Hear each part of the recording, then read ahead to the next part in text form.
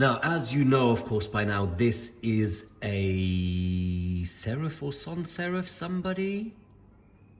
Sans serif letter. What if I wanted to make a serif letter that's got curly bits at the end? So I'm gonna do an R, and I'm gonna start here, and this one I'm gonna do random. I'm not gonna worry too much about these measurements here, and turn it into my 3D block.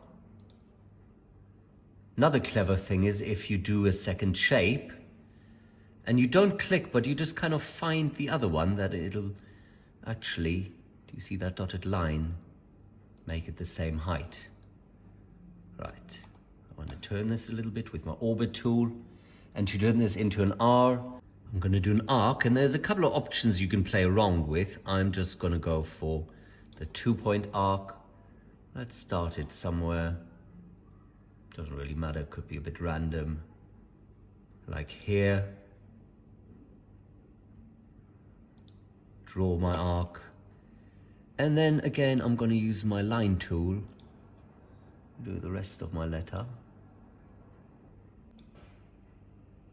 And you can see the little dotted lines, which is quite handy, tells you when you've lined up somewhere. And then we're going to get that to go down here. Now, let's zoom in a little bit. To now add the serif bit is to do another arc. And I'm just going to do an arc here. And I'm going to do an arc here.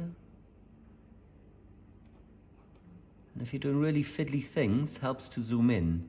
You've got to be a little bit careful because sometimes it might do an arc like now, which is going away from the letter, so it's not on the face. So you will see when it's on the face, or tangent to the edge, then it will tell you. You can use your orbit tool and just check that this is all nice and flat on the face of your letter and that it's not sticking out. Then I might want to do an arc here.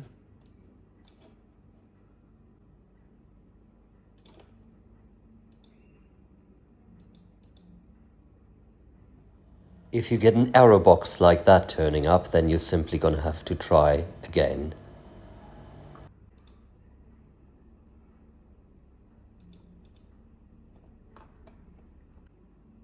Find that end point, and then you can see the little dotted line it's making me. I'm going to draw a line here, and if you want to get rid of it, press escape, and then I'm just going to do an arc on here as well.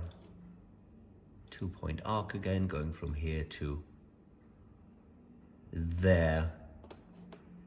I'm going to add a bit to my drawing here, and this is where the axes come in handy that we were looking at earlier. So I want this to go along, not the green axis, because then it'll be skew. I want it to go along the red one. Now if I orbit it, you can see that's just an extra bit that sticks out there, because I'm going to do a serif here. Scroll to zoom in.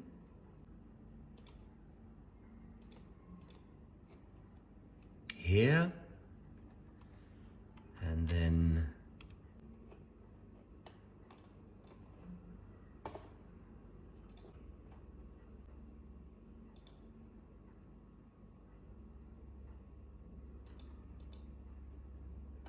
one there. Okay, and now much like for my last letter, I want to get rid of all the bits that I don't need. So I'm going to go on my rubber. Get rid of this, zoom right in, get rid of that bit,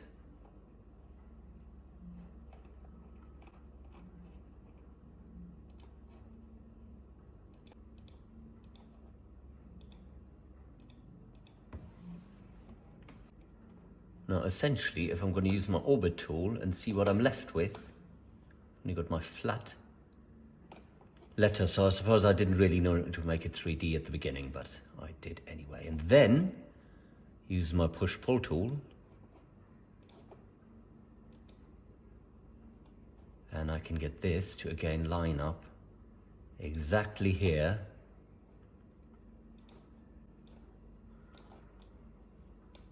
And there are my two letters, this one with serifs. And if I want to get rid of that bit inside, simple, all I do is select it, delete it. Now you can play around with your design, make some letters bigger or smaller. And then one more tool I'm going to show you is everyone's favorite, the paint bucket, where you can then have different colors. Let's select some red and we can color things in. Just take note, it'll only color in one face, so you might want to twist your letters. And then you could do the same color here, or of course you could make that a different color.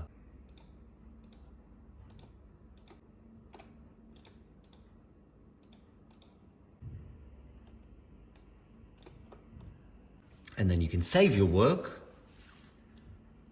right into your OneDrive at school.